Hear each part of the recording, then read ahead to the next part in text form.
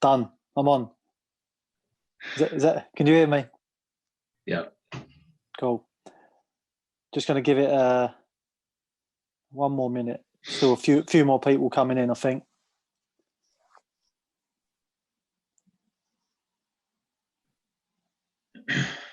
Have we, Paul? Have we got this recording? Yeah, just started recording it. Okay, cool.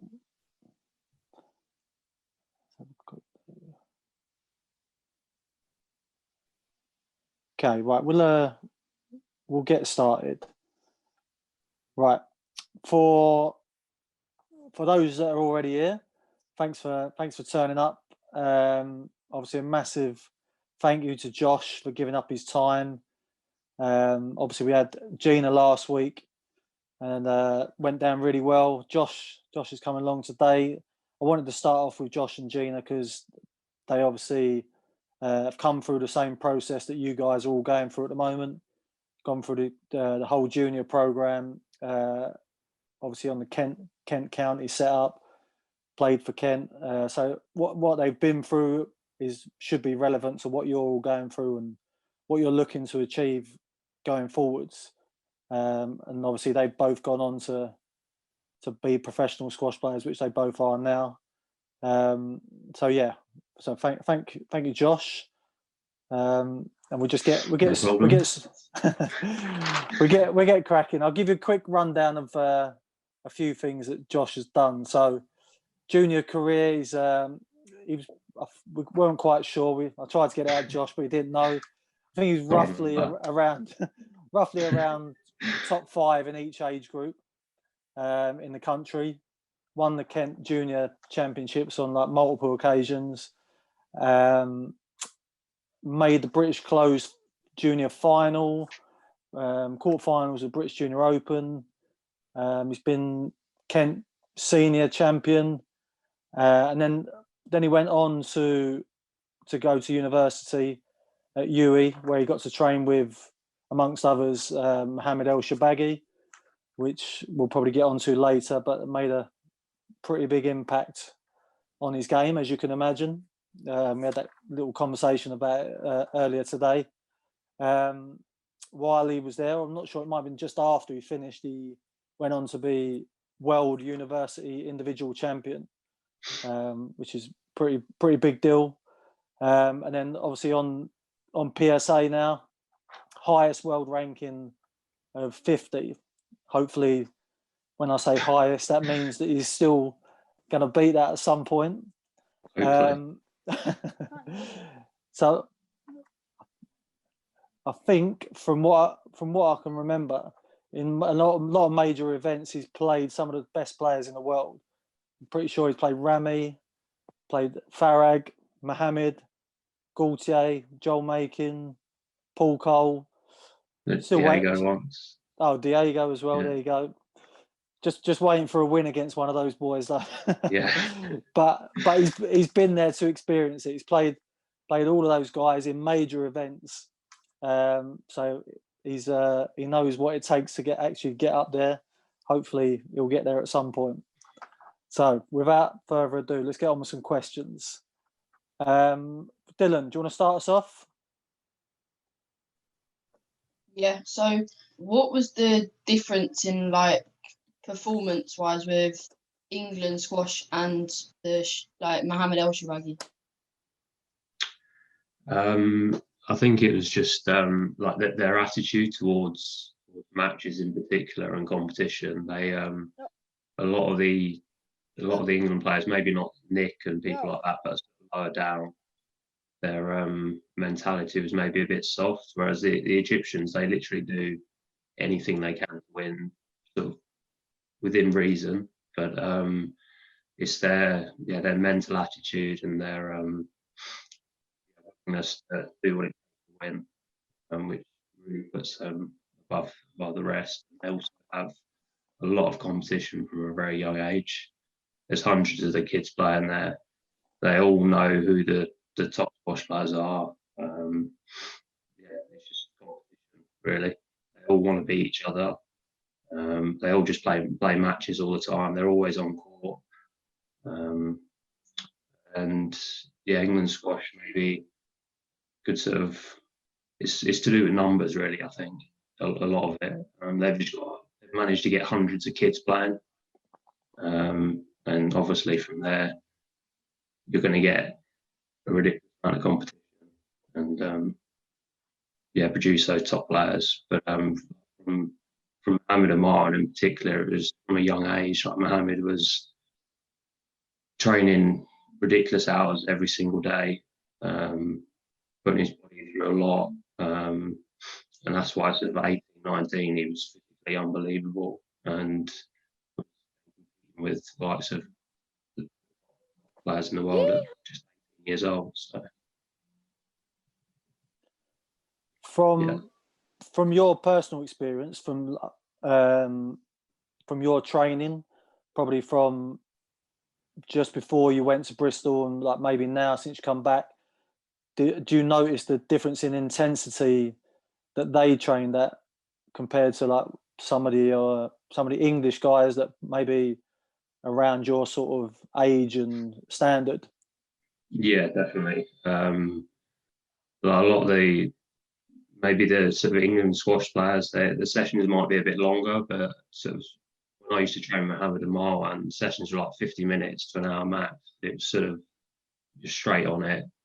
But intensity was incredibly high throughout the whole session. They just, yeah, very focused hour, as opposed to maybe an hour and a half of in and out of focus. It was very, very, yeah, intensity was much higher in everything they did.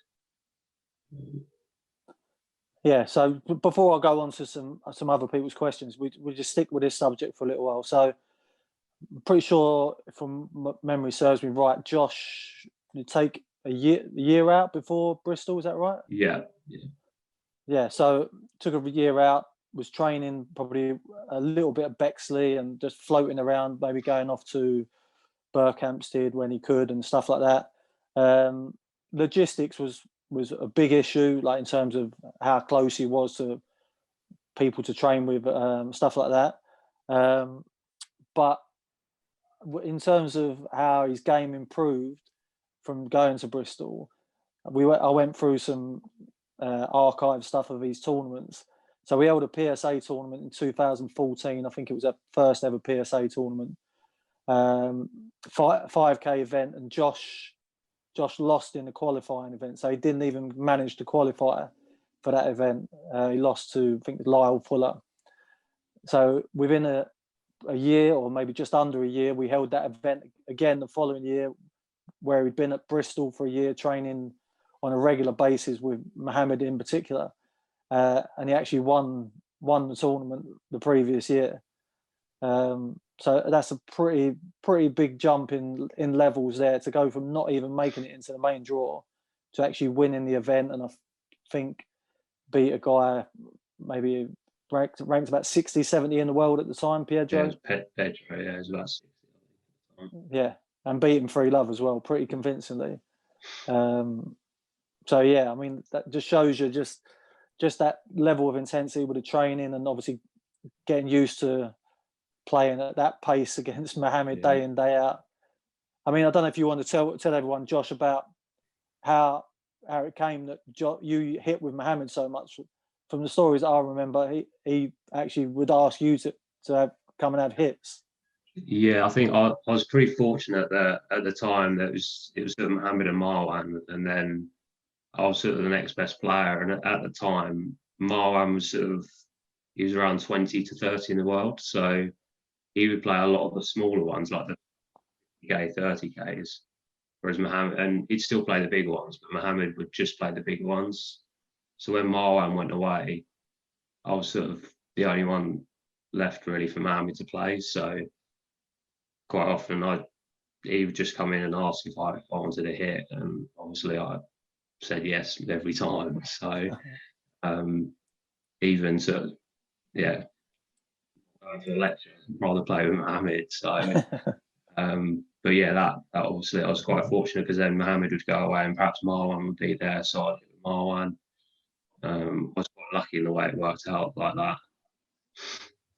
Yeah, very, very fortunate. And like you say, you had to take advantage of it. There's no way you can Yeah. turn down those opportunities. Okay, let's move on to Matt. Do you want to ask a question? Yeah. So, what does your kind of normal day or week look like in terms of training? Well, in normal times, not in this sort of coronavirus time, I sort of train twice a day, and then usually 6 days a week. Have Sunday off, and then during the week I'd have 1 or 2 afternoons off. So I get around 8 to 10 sessions in a week, and sort of after my injury in particular, I sort of play 1 squash session in the morning, and then do a physical session in the afternoon, whether that be weights or a bike session, a bit of solo and a bit of ghosting. Yeah, and then that squash session would be a mix of routines, condition games, group sessions, or with Ben or whoever at the time. So yeah, that would be a typical week. Thanks. So Josh just touched on it there. Obviously, some of you guys would know, but I don't know if Josh just wants to just touch on what you said about coming back from his injury. If you just want to just tell people exactly what happened. So in 2019, beginning of 2019, I started struggling with my hip, and had to have hip impingement and had to have surgery on it. So it was a similar injury to the one that Andy Murray's had. This at all. So I had 9 months from surgery in June 2019, and I was just about to start playing again PSA, sort of when the coronavirus sort of sent us into lockdown. So yeah, so I'm just still really coming back from that injury, but touch wood, it's been a lot better recently. Cool. Yeah. So hopefully once we get back playing, you stay injury free and start getting some results and moving back up the rankings. Yeah. Right. Okay. Josh Dubert, are you on here? Do you want to ask a question? Any tips on how to move better around the squash court? When I was sort of a junior and sort of coming up, did a lot of speed work. So when you're doing a lot of ladder drills, so you get a ladder out, get your feet working, fast feet, and then you can do some ghosting, but like not the long, hard endurance ghosting, but like short sharp, where you take 1 to 2 steps from the tee, but you do it as fast as possible, and just do small amount of reps, so maybe 6 shots, as fast as possible, have a lot of rest, and then go again. If you want to increase your speed, it's got to be short and sharp, and you've got to give yourself enough rest to go as fast as you can again. So ghosting, fast feet. I did a lot of that. A lot of that stuff with Nesbitt. And it definitely helped. And then so as you get a bit older, then you start putting in the strength stuff, weight, and the more you play as well, the better you'll get at reading the game, which will help you, make it easier for you to move on to the ball, and so you sort of know where the ball's going before, so you can sort of start moving in that direction. Obviously, the more you play, the better you'll get at that. Okay, so just touching back on that, like me and Josh had a little chat about this earlier. So for those who feel like they're maybe not the quickest, that's not their strength, I can assure you that Josh was probably the slowest junior player at that stage of his career, probably, I don't know, 16, 17, 18 around that time. Yeah, I mean, he really struggled. I mean, when you were saying about the training, would you say it was fair to say that you probably didn't focus on that side of your training at that point? No, enough. It's never something I still don't enjoy it, but it's something you have to do. And if you want to if you want to be a professional squash player and be a good squash player, you've got to do it. And yeah, all the top guys move well, get balls back, and it's just something you have to do. Yeah, but on the positive, like the reason why I said that about Josh being really slow when he was a junior, that wasn't just to put him down. It's just to show that nowadays, all right, the physical side of things might not come naturally to Josh, but he's worked hard at it. Anyone that gets to the top 50 in the world is quick, is fit. So that shows that Josh has now got himself to that level.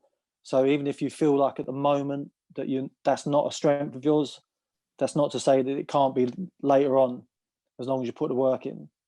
And everyone's body's going to develop at different stages as well. So even if you feel like someone your age is like a beast and is flying around a court 1,000,000 miles an hour, and you feel like really slow, your body might develop a year later or 2 years later. So don't panic. As long as you're working hard at it, it will all come. Josh has shown that. I think a lot of players probably his age, if you'd have asked them where Josh would have been now, at probably 16, 17, I don't think any of them would have probably backed him to get top 50, just because they probably wouldn't have thought he'd have had the physicality. But he worked hard at it, and he got rewarded for it. Okay, right, let's move on. Angus, have you got a question for Josh? No, it might be later. Yeah. Hi. Is there? So I've seen you play a few matches, and some of the people that you've played against have been like quite like argumentative and stuff. How do you cope with playing against those players? You've got to do your best to ignore what they say. It's incredibly hard to do that, and a lot of times I don't. But you've got to try and focus on what you're doing, and then take it as a compliment. Really, if you're making them sort of get all agitated and irritated, then you're obviously doing something right, and making them uncomfortable. So take it as a positive. Focus on what you're doing, and just let them argue. It's not going to help them. One or two players it might help, but the majority of players, it's going to negatively impact their game. So just as best you can, don't worry about it, ignore them, and just focus on what you're doing. And it is easier said than done, but that's what you're trying to do, really. Yeah, I think like Josh says, you've got to try and ignore it. And I think the more calm you stay, the more it's going to frustrate them as well. Yeah. Like if you start getting involved in what they're doing, yeah, that's probably what they want. It bring your level. You'll start focusing about what they're doing, and your game will drop, and your level will drop as well. So you don't want to get into that. Okay, right. Jude, have you got a question for us? What do you suggest we do to maintain our squash fitness and sharpness during lockdown when we can't get on court? So the sort of stuff that I've been doing is been doing like circuits. So a lot of squats, lunges, a lot of squash specific movements. You can even do a bit of ghosting outside. Yeah, different circuits. You do running. I hate running, but it's sort of the only thing you can do at the moment. Interval sessions, or you can do like an endurance one where you just run for half an hour. And then you can still just do a lot of work on like your core strength or a lot of mobility stuff. That's sort of the best sort of stuff you can do whilst you're at home. There's obviously still a lot you can do. It's not going to be quite the same as being on court, but you've just got to try and maintain a level of fitness, and then you'll be ready to go once you get back on court. Thank you. Yeah, I mean, if anyone hasn't seen it, on the England Squash Instagram page, there's a few of the England academy players that show some training that they do, and Josh, one of them is of Josh. So if you go on their Instagram page, you'll find it somewhere. I think it's called like 101 workouts or something. Yeah, home 101 or something. Yeah. 101s.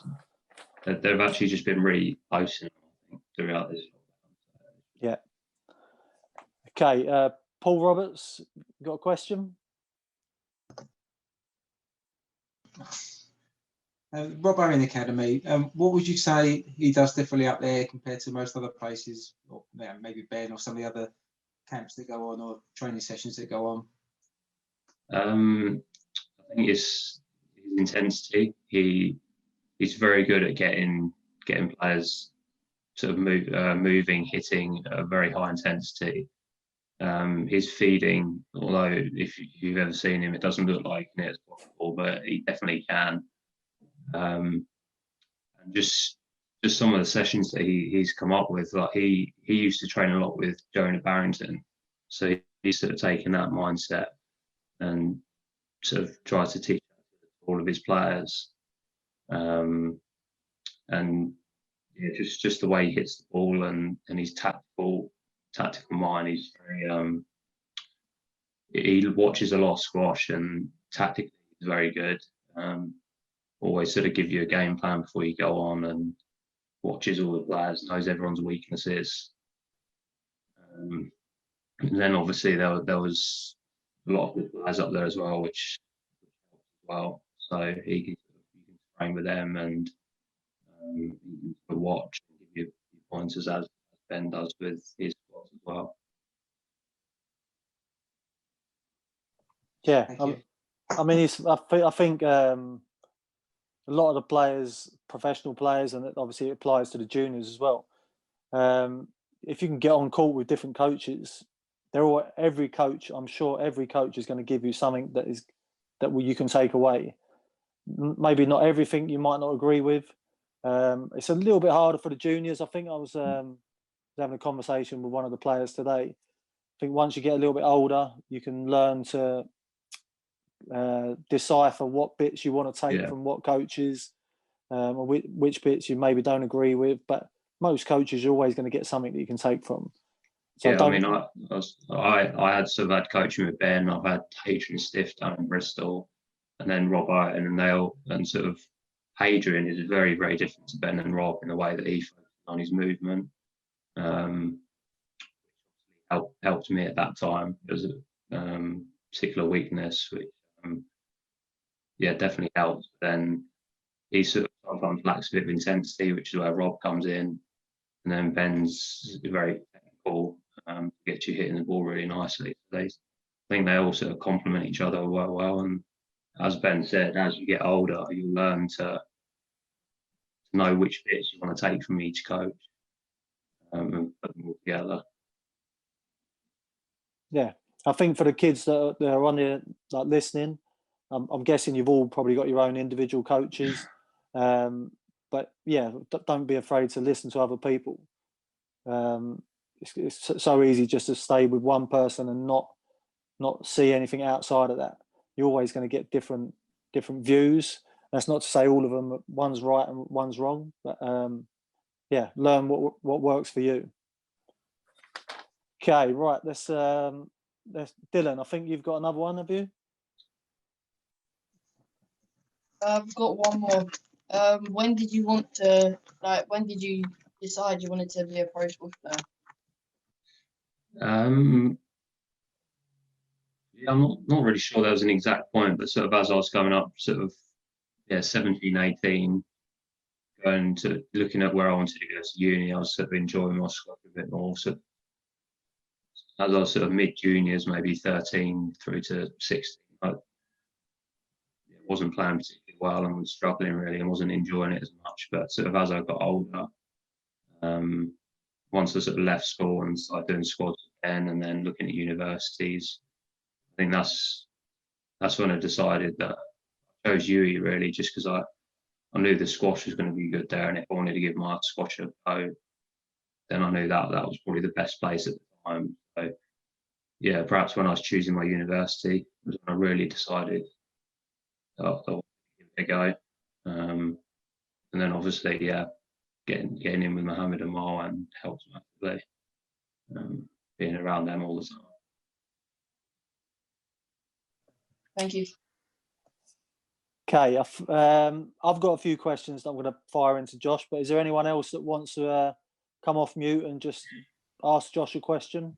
Can I ask quite a personal question, really? Obviously, at the moment, squash is a great deal of fun. A lot of the kids these days, I'm a head teacher of a primary school as well, all want to be professional sportsmen or women or sports people, if that's the correct term these days. How do you start earning a living playing squash? Is it that you have to do coaching to subsidise it, or is it sponsorship? And what's the longevity of it? Are you looking at sort of 10 years being able to be a squash player? What do you earn, basically? Not you personally. How can you make a living at it, basically?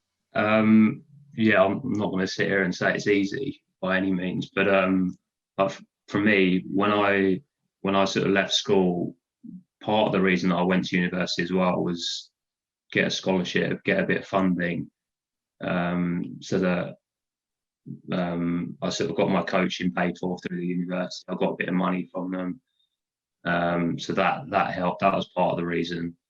And then once I left uni, I was on event funding, which helped with the day-to-day rent and things. But it is very tough as a squash player. A lot of the players do coach. But most of my money really was made through leagues. So I played like a lot of European leagues, like German league, Dutch league, and then played up PSL. Yeah, squash the PSA has improved. The tournament money is going up. Obviously, this is the coronavirus situation. It's a bit of a hit to that at the moment, but it has been improving and it has been getting better for the squash players. But it is tough. Up to a certain level, you do have to perhaps coach or play a few more leagues here and there. You are very busy, but it definitely can be done, and that shouldn't put you off going for it if you want to do it to start with. That's useful, thanks. Yeah, obviously love of the game at this stage. Isn't it? Yeah, you've got to have that. So it's definitely not a sport that you do for the money. Yeah, thank you. Yes, obviously, like I'm sure, like Josh just said, making a living, probably at the level that Josh is at the moment, is pretty tough, and you have to supplement it with a bit of coaching. So Josh is actually just started doing a bit of coaching at Moat Squash Club. So any of you guys that are in that area want to have a lesson or go to some of his squads, drop me a message and I'll put you in touch with him. And on another thing, if anyone's got loads of money and they want to sponsor Josh, I'm sure he'd be more than willing to take you up on that. So get in contact. Yeah, I mean it's tough for everyone at the moment, but for guys like Josh, I mean there is no income at the moment. It's zero because he's not even able to do his coaching. So if anyone knows anyone that's got millions just sitting around, or even hundreds, yeah, like anything at the moment. Any help would be good for Josh at the moment. Okay, does anyone else want to come off mute if they've got a question? What did Josh do in his gap year? Basically, I didn't do as well in my A levels, and my parents weren't very happy with me. So originally I wanted to go to Birmingham Uni, and didn't get the grades, so I was going to redo a couple of them and go there. Then I ended up visiting Bristol, really liked it there, and already had the grades to get in there. So I still redid them and did a lot better, but I'd already chosen to go to Bristol. I was doing a bit of studying, but I was sort of trying to play more. So that was really my first year of sort of full-time squash almost. Yeah, I think it's fair to say in that gap year when you was semi sort of Yeah. professional. Yeah, I mean, we said earlier maybe it wasn't. It was maybe a logistical problem. Yeah, it was tough. Yeah. But yeah, you maybe didn't probably take advantage of it as much as you could have done. No. But it's a learning curve all the time. Anyone else got any questions? No. Okay, I'll just ask a couple of questions. So I mentioned earlier about some of the players that you've played. Do you want to just give us a little insight into some of those, like the differences between like Rami and Farag and Greg and people like that? What the differences were? So when I played Greg, it was thing I noticed most about that was like the intensity he played at. He went on there to he didn't care. But he actually bageled me in that match. And he will literally go on there with the mentality that I'm going to beat you as quickly as possible, and he doesn't care. Mohammed's got that similar mentality as well. Just the intensity that they play at, you don't get any time to you don't get much time on the ball, you don't get many opportunities to attack. Whereas someone like Farag or Diego, they move the ball around well, they move incredibly efficiently. That they make it look so easy. Especially when I played Diego, I found it really hard just to make him move, make him sort of stretch and look like he's actually working hard to get a ball back, just because he's reads the game very well. His length is very good. He's accurate. So yeah, they're sort of the toughest players I've played. And Marwan as well is very different. Probably doesn't move as well as the others, but his length and his accuracy of his hitting is probably better than a lot of those guys. So he's always making a move into the corners, making the court very big, and then sort of picking you off from there. Paul Cole, obviously, incredibly quick, just gets balls back and puts you under a lot of pressure that way. Played Rosner as well. Yeah, it was just hard to get the ball sort of past his big wings. That's such a tall player as well. And he plays at a very high pace as well. Else I played. Rami, yeah. Just didn't know where the ball was going half the time, to be honest. And his ability to sort of hit shots from no backswing whatsoever. Yeah, it's just very tough to play. You leave the ball loose anywhere on the court. Otherwise, you should be under instant pressure. But yeah, it was all of them amazing experiences to get on court with them, and great guys to learn from. Yeah, I mean it's interesting, like even that because there's differences between probably all of them. Like you're saying, like Farag and Diego might be quite similar, because they don't necessarily play at a really high tempo or put you under too much pressure. But I mean, the key is for you as a player, for all the juniors that are on here tonight, is finding your way of playing. Yeah. There's no point saying I want to play like Mohammed if that doesn't really suit your body shape or the way you play. There's lots of different ways you can play the game, and yeah, Mohammed hits the ball incredibly hard, but Farag still plays at a very high pace like Mohammed, but he just does it differently. He'll take the ball early, he'll look to volley, and he'll take your time away through his movement rather than the actual hitting. And yeah, then I don't know, someone like Rodriguez, very quick, sort of makes the game a bit scrappy and a bit sort of not quite accurate, but he's very effective in what he does as well. So yeah, there's definitely lots of different ways you can play.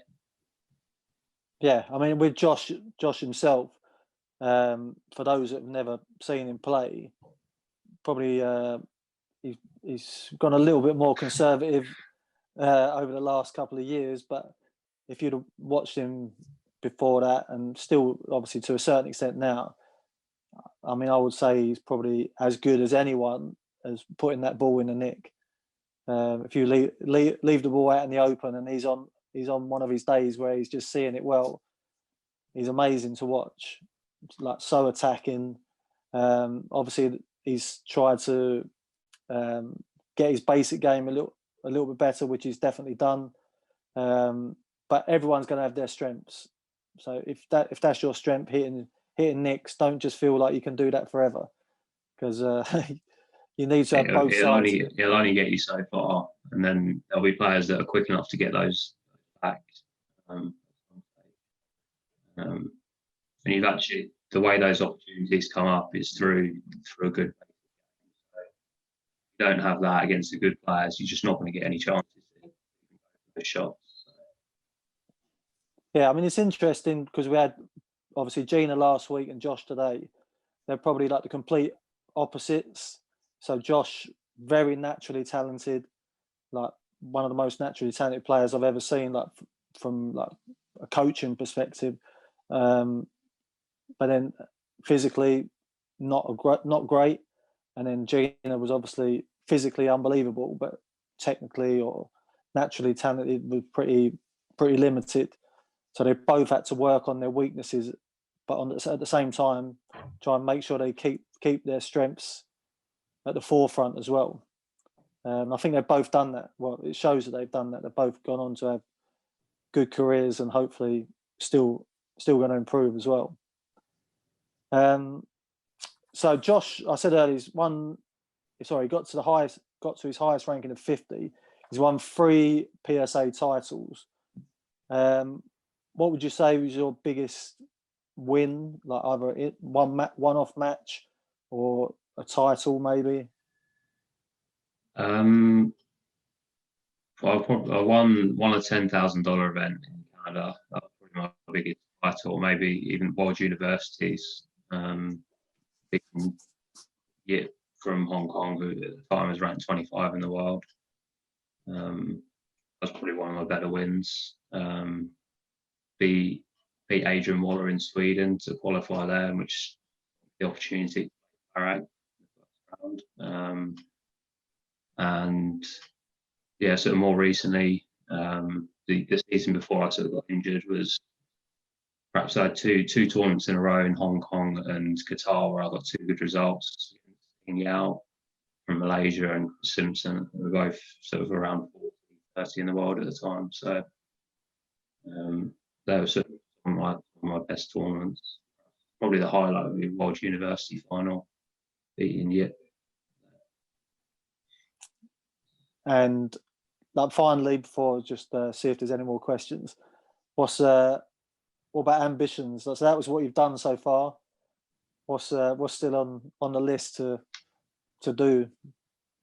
Well, coming up, the Commonwealth Games 2022, I'm sort of in contention to play perhaps doubles. So yeah, I've been doing a lot of that recently. That's definitely a major goal in the near future. And then obviously in the PSA, sort of getting back up to where I was before my injury at 50, and then pushing on and sort of finally breaking into that top 30 and then onwards, really.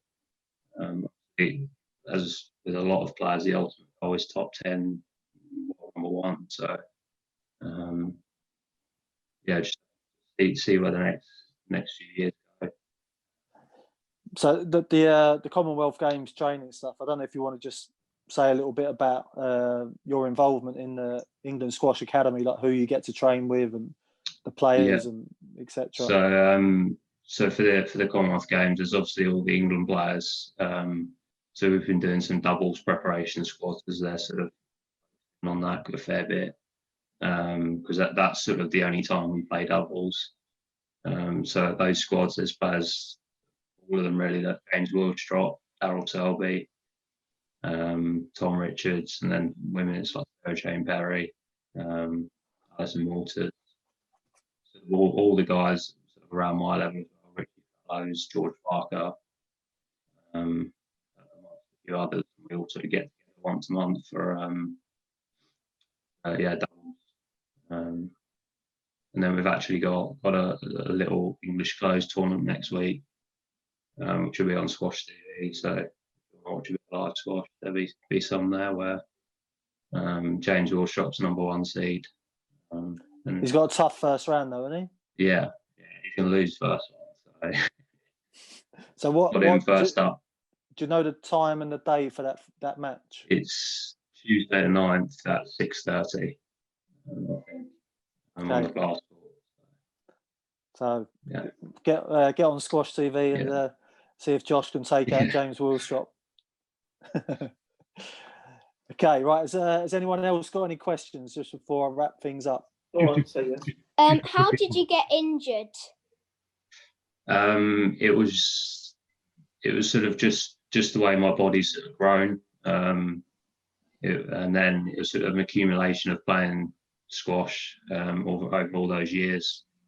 It wasn't sort of one thing that really did it. It was it just built up and finally got to a point where I couldn't train or play without any pain. So I'm intrigued, Josh, how when you play on a glass court, obviously what we're watching all these clips on YouTube and that sort of thing with a glass court, what can you actually see? What is there anybody there to put you off? You've got the cameramen there sometimes, and you've got the people in the background. What can you actually see?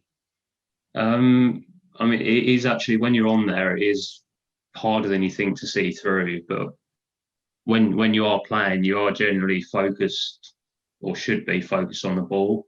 So I don't really tend, unless it's something dramatic like someone waving their arms or something, you don't tend to see or people moving around or the people taking pictures at the front. You're sort of so focused on the ball that you don't really even notice them. But you can, in between rallies, you can see through it. Yeah, during the rally, you're so focused on the ball that you just concentrate on that, really. Okay, yeah, interesting. Thank you. If you had to choose, would you rather play on a traditional or a glass court? Like, do you feel like you play better on glass? Yeah, they're a bit colder, a bit more dead. So my attacking game suits the glass court better than a traditional court. Josh, you've had some pretty fiery characters around you in terms of George Parker and Marwan. Are those guys the same in training, or is that just when they're under the pressure of a match? George is definitely like that in training still. Marwan's very relaxed off court. Both of them are very, very nice guys off the court. They seem to save up all their anger and irritations to the squash court. But during training anyway, Marwan was pretty relaxed, and George does get a bit agitated in training still, but not quite to the extent he does in a match, I don't think.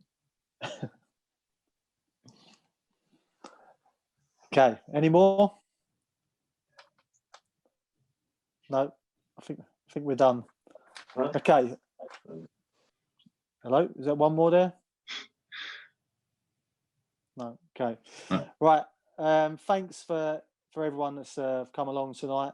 Hope you enjoyed it. Hope you got a bit of an insight, and obviously the idea is for you guys to just get a bit of an insight and get a bit of inspiration. If you want to follow the path that Josh has taken, but even if you don't, even if you haven't got aspirations to be a professional player, you just want to be as good as you can, there's a few ideas that Josh has given you just to hopefully improve and just push on. And obviously, like I said, Josh is getting into coaching. He's going to be at Moat, but he'll also be doing some of the county training as well. So obviously, where I've taken over, I've brought in a couple of new guys, and Josh is going to be one of those, because I want to get Josh and Gina involved so it can inspire you guys. You can see where you can get to if you put the work in. So yeah, we'll wrap it up there. Thank you very much, Josh. Thanks for your time. No problem. And for those interested, we're going to do another one of these on this Sunday at 6:30 and it is going to be with Mohammed El Shabagi. Okay, I'll ask him about me. we'll get the lowdown on how Josh was when he was at Bristol.